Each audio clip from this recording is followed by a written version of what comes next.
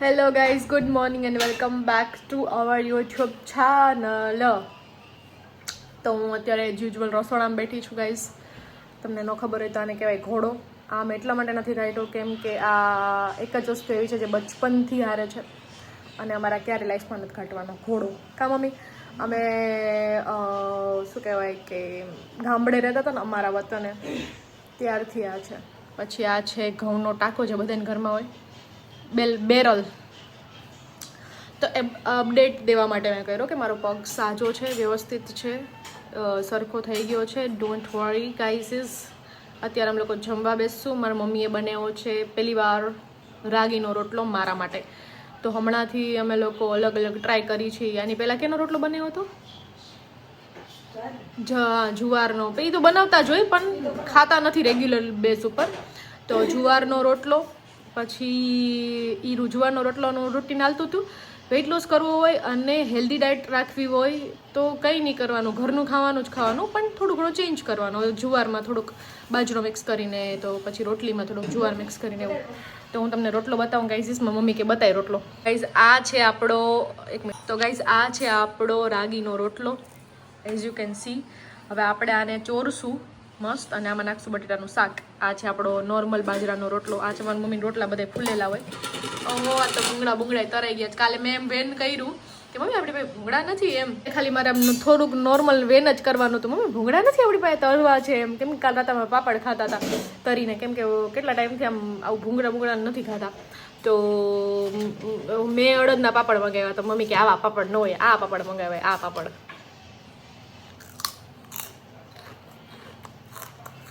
બટેટાનું શાક હોય, રોટલો હોય, ચોરી, પાપડનો ભૂગો નાખી, આથણા 2-3 લઈ લેવાના, છાશ લઈ લેવાની, ડુંગળી લઈ લેવાની લીલી હોય તો.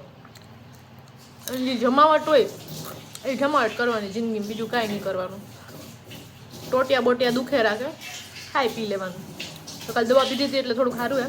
થોડુંક વોક કરીએ જ ને તો પ્રોબ્લેમ પડે, પણ વોક કરવાનું બંધ કરી દેશું ને તો બિચારો પગનું દેવાઈ ગયું. એટલે વોક તો કરવું પડે. મૂંઢમારમાં આવું જ હોય ગાઈસ. અંદરૂની ઘા હે, અંદરૂની ઘા.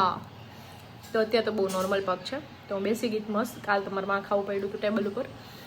તો હવે ઓલા લોકોને વેઇટ કરીએ, એ બે આવતા નથી. એ બે આવે પછી જમવાનું ચાલુ કરી. તો અહીંયા આપણે ચારેના એક રોટલા, એટલે ત્યાં એક હજી રોટલો શેકાય છે. ના બેન આવી ગયા છે. તો આપણું ચોરાણ થઈ ગયું છે. ચોરાણ હવે આમાં નાખશું આપણે. પૂજાબેન શાક નાખો ને બેન. આમાં આપણે આવશે શાક. એને મજા નથી ને એટલે એવું થાય. ભાગાભાઈને થોડીક આપણે મજા છે નહીં. શરદી ઉધરસ થાવ. બટેટા નાખો ને બેન, થોડાક બટેટા, એટલે મજા આવે ચોરવાની. હવે આપણે ચોરીને ખાવી ગાઈસ. Perfect guys. જો અત્યારે આવું થઈ ગયું છે. આમાં છોલાઈ ગયું છે. મમ્મી કે સ્પ્રે મારી, મેં સ્પ્રે મારી તો છોલાઈ ગયું હે ને એમાં બળતરા થાય. શું કે પૂજા બેન? હે પપ્પા અમારે આવ્યા તારી પાસે? હે ચાલુ કરે, એક ચાપ બીજી ચાપ, બીજી સીધી ચાપ ચાલુ કરી બંધ કરી, ખબર જ નથી કઈ લાઈટ નહીં, કોઈ ગાડી ચાપ ચાલુ કરી બંધ. હા બોલ. તો હે ને પછી પૂછા તમને જ લાગ્યું ને કેમ કરતા થયું, કેમ કરતા થયું? આમ નહીં, આમ નહીં, આમ કરતા આમ અડધી નિંદરમાં કીધું. લાગ્યું નથી, વાંધો નથી. કોક એમ પૂછતું હતું કે શું કહેવાય કે તમારા પપ્પાને ખબર છે, તમારા પપ્પાને ખબર છે એમ કે શું કહેવાય કે વોશિંગ મશીન લીધું? તો કે હા પપ્પાને તો ખબર જ હોય ને, બ્લોગમાં નથી દેખાતા, પણ પપ્પા તો એક્ઝિસ્ટ તો કરે જ છે ને, તો ખબર તો હોય ને. પપ્પાને પૂછ્યું હતું ને એવું બધું. સરપ્રાઈઝ દેવાનું હતું તો કેમ પૂછવાનું કે ભાઈ પૂછીને જાય કે આ લેવાનું હોય તો ના જ પાડવાના. મા બાપને કેવું હોય, આપણે ગમે એ વસ્તુ લેવાના હોય કે ગમે કરવાના હોય તો એ ના જ પાડે કે રહેવા દે, નથી લેવું, નથી રહેવા દે, નથી લેવું. આમ એને જોતું હોય બધું પણ ના પાડે આપણને પહેલાં એમ કે ભાઈ નથી લેવું, નથી લેવું, નથી લેવું. તો મારે એવું જ કે હું હુતી હતી કેવી મસ્ત. તો માંડ નીંદર આવી હતી. મમ્મી આવીને 6 વાગે પછી મને નીંદર આવી. તો મમ્મી કે 6 વાગી ગયા. તો મેં કીધું કે મમ્મી નીંદર જ નથી આવતી, પંખો લાઇટ બંધ કરી દે ને ફૂલ પંખો કરી દે તો કદાચ આવી જાય. તો મમ્મીએ 2 ગોદડા ઓઢાડ્યા, કેમ કે પગ આમથી આમ કરતી હતી ને તો પગ ઉપર જ ધ્યાન જતું હતું વારે વારે. તો પછી હું સૂઈ ગઈ. તો હું કેટલા વાગે પપ્પા વહેલા આવ્યા હતા ને, 8-9 વાગે આવ્યા હતા. તો આવ્યા તો મારા રૂમમાં લાઈટ ચાલુ કરીને બેન અહીંયા ના મેં કીધું તાવ નથી એવો એક્સિડન્ટ થયો તો ક્યાં બતાવ્યા પગ બ્લેન્કેટ ક્યાં પગમાં લાગ્યું મેં કીધું અહીંયા મેં કીધું અંદર મૂનમાં લાગ્યું હોય તો કે ફ્રેક્ચર મેં ના એવું કાંઈ નથી થયું ખાલી મેં 10 દિવસનો મેં કીધું ખાલી રેસ્ટ છે બીજું કાંઈ નથી થયું એમ તો હું તો બી ગઈ પહેલાં તો આર્મી વાળું સ્વેટર પહેરીને આવ્યા હતા ને હું બી ગઈ મેં કીધું ઘણે કેમ કે નીંદરમાં હતી હું ફૂલ ખબર જ નહોતી કેમ કે માંડ નીંદર આવી હતી એમાં ઘેરની દવાઈ આવી છે પણ નીંદર નહોતી આવતી મને રાતે તો શું કરે છે ગાઈઝ પૂછાબેન એની વ્લોગની ચેનલ શરૂ કરી છે એવું જાણવા મળ્યું છે અને તમે એના વ્લોગ જોવા જાઓ છો સોરી એના વ્લોગ જોવા નથી જતા તો પ્લીઝ એના વ્લોગ જોવા જાઓ ગાઈઝ આના કરતાં તો વધારે મજા એમાં આવશે કેમ કે એનો હ્યુમર એમાં એડ કરે છે એટલે આપણા વ્લોગમાં પૂજાબેન આવતા નથી એના વ્લોગ બનાવે છે એટલે એવું જ છે તો તમારે ઇન્ટરેસ્ટિંગ કોમેડી વ્લોગ જોવા હોય તો પૂજા પાસે જાઓ અને મારી પાસે આવું છે કાંઈક શું કહેવાય ઇન્ફોર્મેટિવ ને શું કહેવાય શીખવા જેવી વસ્તુ હોય તો તમે પીસી આર્ટના વ્લોગ છો તમારે દાંત જ કાઢવા હોય નકરા તમે જીવનમાં જોક જ હોય તો પૂજાના વ્લોગ છો હે ને પૂજા અરે હ્યુમર તારા વ્લોગ જોવાની મજા આવે દાંત કાઢી હું એના વ્લોગમાં હોઉં ને પછી હું નિરાતેનો વ્લોગ જોઉં તો મને નેકરું હસવું આવે કેમ કે એ એવી જ છે હાવ પહેલેથી મહેન્દ્રી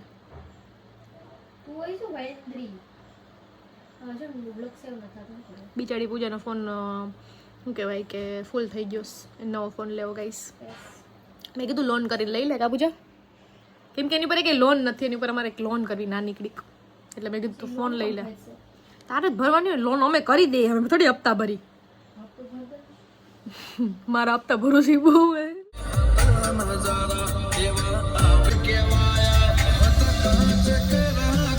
ગાઈઝ ઢંઢણાન મારા કપડાં ચેન્જ તો અમે લોકો જતા હતા આજે પૂનમ છે તો ભાર્ગવ કે આજે પૂનમ છે તો કે હાલો આપણે કુળદેવીએ જઈએ કેમ કે મંદિરનું બધું મસ્ત ઇન્ટિરિયર ને એસ્થેટિક ચેન્જ થઈ ગયું છે અને પૂનમ ભરવા જતા હોય બધાય આજે તો બધાય જેટલા બી હશે મારા ફ્રેન્ડ્સ બી કેટલા ગયા છે કુળદેવીએ તો અમે લોકો જાય છે દાત્રાણા હું ધીરે ધીરે એટલે બોલું છું કે એક કુર્તીનું મેં શૂટ કર્યું અને હવે મેં પાછું કપડાં ચેન્જ કરી લીધા બીજી કુર્તી પહેરી લીધી તો એમ થાય કે બેસીને રહું ને તો મારો પગ બંધાઈ જાય તો ન મજા આવે જેને રોજના ઉપાડા હોય ને રેડી થઈ થઈને રખડવાના ને કામ કરવાના એ લોકોનો બેહી હકે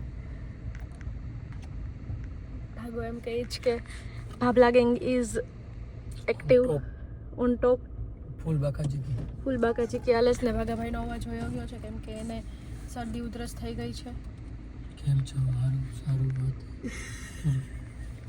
એને મારા કાલ એક્સિડન્ટનો એટલો આઘાત લાગ્યો કે એનો અવાજ જ વયો ગયો મારો અવાજ જ બહુ જ એન્ડ મમ્મી લેવા ગયા હતા શ્રીફળ ને એવું બધું અગરબત્તીને તો ચલો આપણે જઈએ મારી ગાંડી કાતરાળ પાસે એ લૂંટણિયા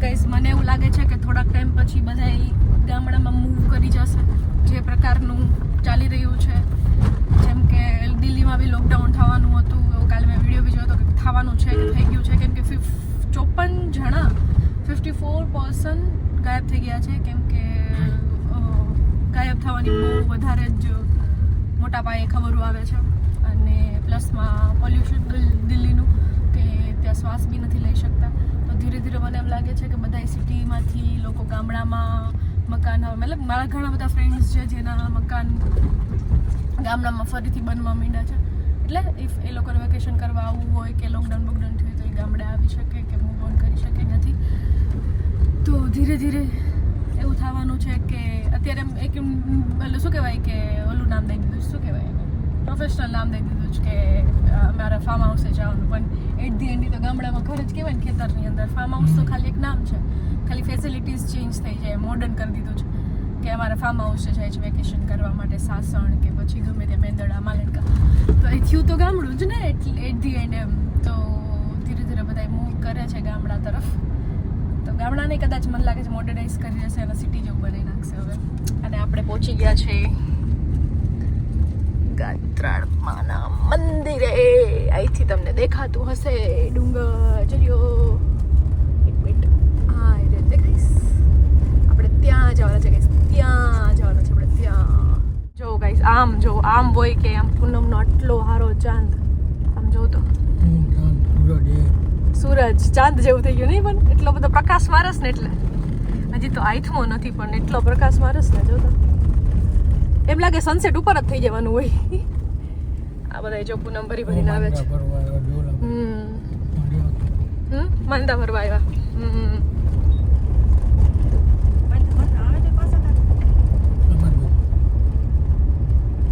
રિટર્ન હોય ને જો ગાઈસ માંદા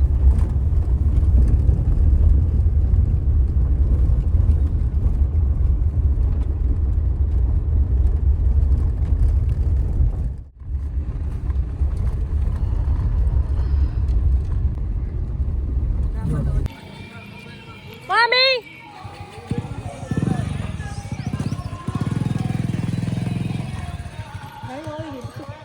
રાઈનો આવી ગઈ ગાઈઝ હવે અમારા કાકાના લગ્ન હતા ને મારા કાકા હે એના લગ્ન હતા ને તો અહીંયા મારા કાકી હે દાતરાના તો અમે અહીંયા આવ્યા હતા ને તો રાઈનો ખાવા હાટું આવ્યા હતા પૂજા અહીંયા પડી હતી પૂજા માથું ફૂટ્યું હતું ને પૂજા અહીંથી એકથી પડી હતી તો એનું માથું ફાટ્યું હતું અને અહીંયા છે ગાયો તો મસ્ત બની ગયું આ ઉપર બી બનાવી નાખ્યું પેલા ઉપર નહોતું છાપરા નાખી દીધા તો હવે આપણે ચાલવા માંડી થોડાક જ પગથિયા એટલા બધા નથી નાનકડું ડુંગર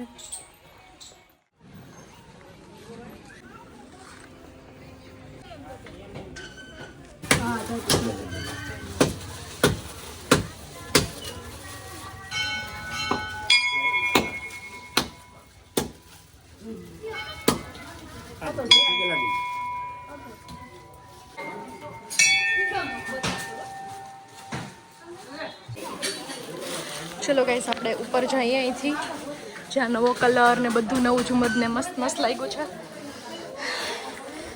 એક છોકરી હમણાં હતી મને પૂછે દીદી તમને પગમાં સારું થઈ ગયું હોય કીધું ના નથી થયું એટલે થઈ ગયું મંદિરે એઝ યુ કેન સી મસ્ત કલર થઈ ગયો છે લાસ્ટ તમે પૂનમમાં નવરાત્રી વાળું કંઈક આઠમ હતી ત્યારે તમે કદાચ મંદિર જોયું હશે અત્યારે મસ્ત થઈ ગયું છે